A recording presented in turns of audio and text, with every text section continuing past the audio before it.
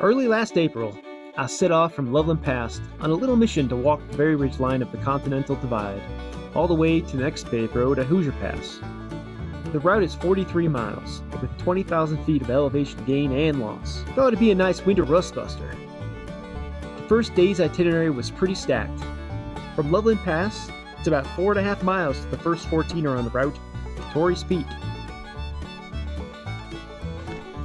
Then, after a little jaunt, you hit the second 14er of the day, Gray's Peak, which is actually the highest point on the entire Continental Divide.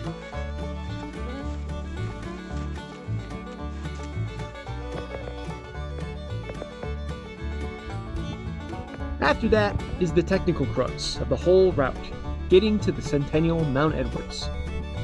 It's only class 3 if you squint real hard, but one of the reasons I chose this challenge was that it was doable in winter conditions, not something I had to wait around for summer to come out and do. I started pretty late in the day and stopped for dinner at a low point near Argentine Pass, although it was still 13,000 feet up. Eating well today! I went to sleep somewhere below Decatur Mountain and woke up the terrain I hadn't even set eyes on before. Even though it looked, and was, winter out there, it seemed like Mother Nature had different ideas. Oh my gosh! So, it's about 30 degrees warmer than what was forecasted today. You can really get a solar effect with all these mountains and all this snow. And I'm getting terribly sunburned. So I'm doing my best impression of Lawrence of Arabia. But it's almost not enough. So there's nothing much I can do except keep going. The terrain in front of me wasn't exactly hard, but it wasn't easy neither. I felt a little humbled by my slow progress. I had vastly underestimated the time this route was going to take. So we're just above Webster Pass, which is a low point in this route. Whew. Certainly feeling it today. Oh, I can see Quandary, and it's so far away. It's gonna be late night again. I made a huge push into the night with the goal of reaching Georgia Pass to retain some hope that I could finish up on Hoosier by the end of the next day. Alright, good morning.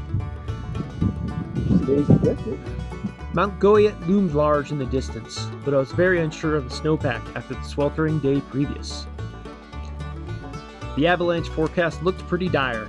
A little bit of time to contemplate my immediate future. All that sunscreen in my eyes had done a number as well. Alright, made it to Georgia Pass. There's Mount Goyet in back of me. Unfortunately, I gotta call it. I've got an eye infection. It's not gonna get any better.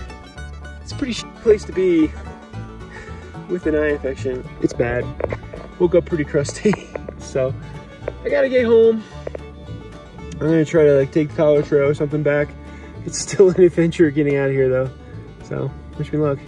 With my tail between my legs, I walked the 9 or so miles back to town, feeling pretty deflated, but knowing I didn't have much of a choice if I couldn't see where I was going, and if that direction was underneath a quickly setting swell of an avalanche snowpack. But I knew I couldn't stay away for too long. Back to Georgia Pass!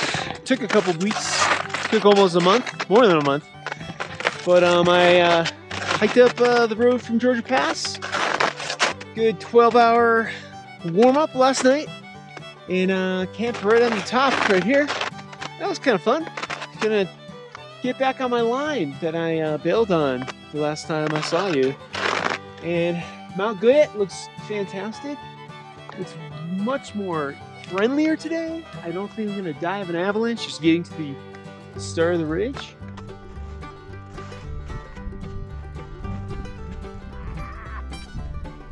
The hike up Mount Goyet proved extremely exhilarating, with calm blue skies around me and no real objective dangers from the snowpack.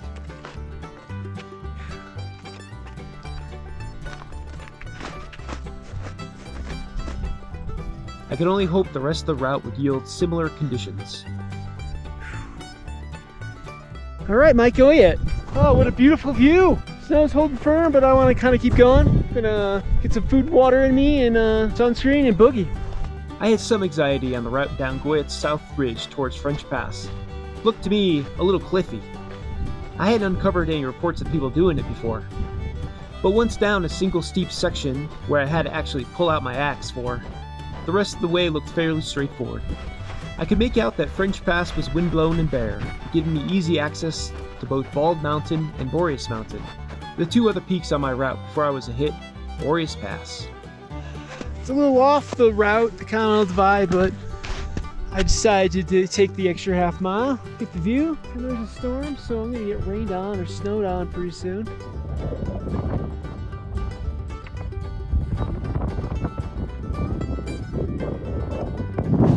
This is less than ideal. As the day grew longer, the snow got soft, making travel difficult even with flotation. Snow is a bit toasty.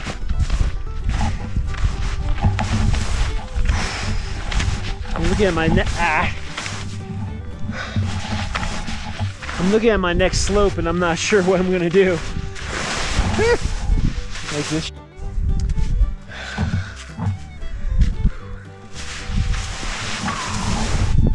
There's no bottom, even with snowshoes. Whoop.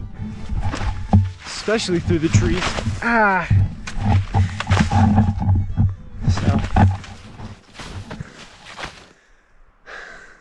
So if you look at my next slope, it's just a hill covered in trees. There's just gonna be so many tree wells with snow in it. I don't know if I can do it right now. I would probably have to wait for the snow to set up, if it sets up, and that's like 2 in the morning. Yeah, I'm not sure if I'm interested in camping out at Hoosier Pass for like 8-10 hours. Oh well, let's get to the road, check it out.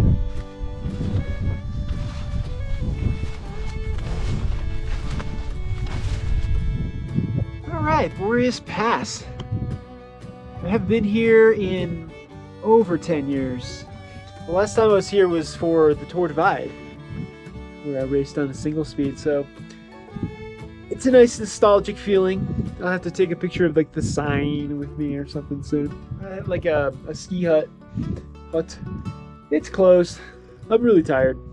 I've been up since 5 or so. I don't know if what I want to do is this snow slope. I really think the problem is that the snow isn't set up, and if the snow on the other side is any indication, I'm just going to be wallowing with the Baby Elephant Henry Mancini song playing in the background. I don't think I'm going to cause an avalanche or anything, but like could be a small wet slide or sprain my ankle. I don't know. I don't care. It just seems unfun, and I have like high tolerance for not fun.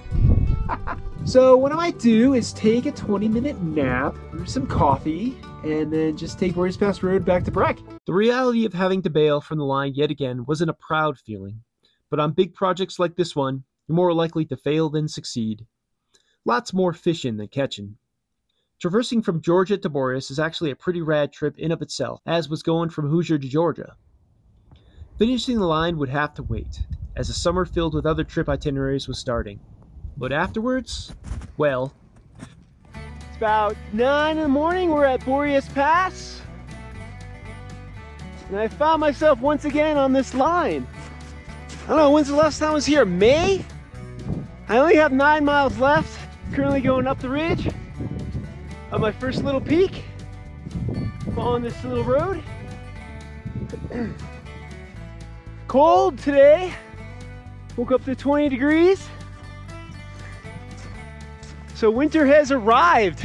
We only had one really good snow, so avalanche dangers are low, but not non-existent.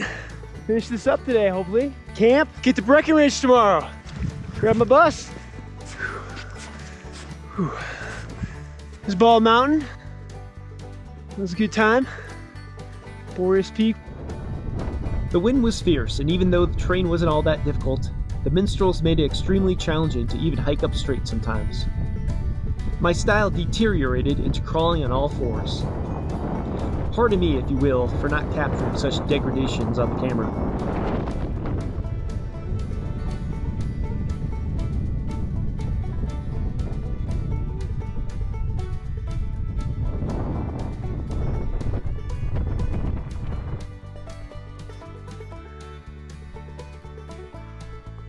Slowly but surely, the peaks I had left were ticked off, and I was greeted with a new expansive view of the Mosquito 10-mile range, signaling that I was running out of Front Range mountains to range over.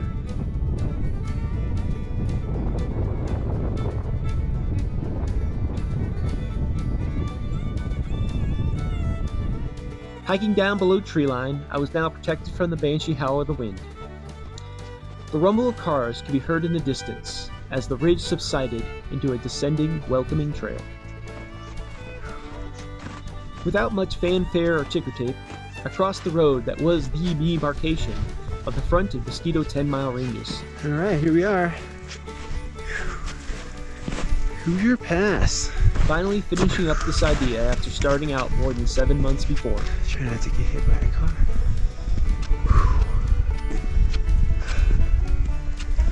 All set.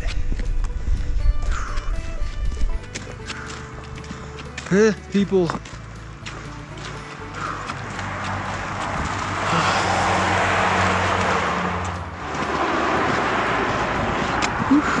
we go. Hoosier Pass.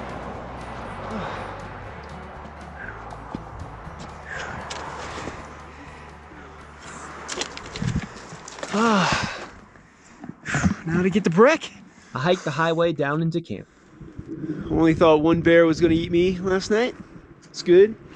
Yesterday it was hard. It was so windy. It's still windy. I barely got through the ridge. So we were on McCaw Gulch Road. And look, I'm actually at a designated dispersed campsite. That's a new one for me. Instead of some shelf on a cliff. We're just gonna walk to Breck. Should be very simple. All right. Just working my way to Breck. Trail is lots of this. Just kind of ankle, shin deep snow. Makes for slow going. But I'm going slightly downhill. That helps. And I just don't know if it's worth putting on snowshoes. That's what we have to look forward to for the next 5-6 hours. Stupid ideas of mine. I know it's gonna sound disgusting, but I've been waiting for this all day. Before my trip, I made a bunch of roast beef, provolone cheese, horseradish, mayonnaise, little street tacos. And I had two first day. I had one yesterday, but it was frozen. So today, this morning, I put in my pocket to get unfrozen. And here's the result.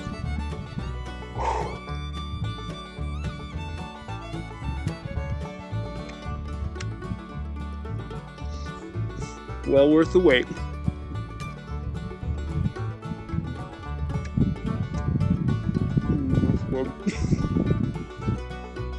I mean, I could have tested my luck in hitching a ride back to town for Hoosier, but I was in the mood to just hike it out to Breck, all 14 extra miles. Make a big loop out of the day, starting and finishing at the bus stop with the gondola.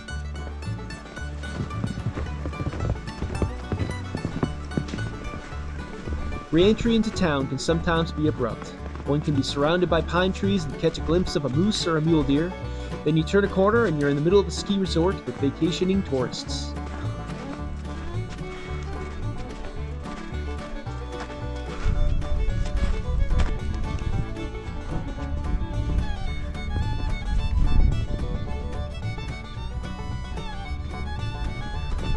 And God, is it obvious right then that you are ripe with stink.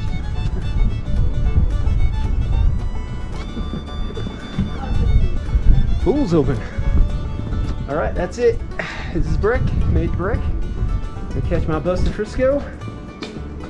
Found a bathroom to change and find some deodorant to put on. Take a bus to Boulder. Bus is to Boulder. Get out of here. Get some snuggles back home. Till next time. How long may you range?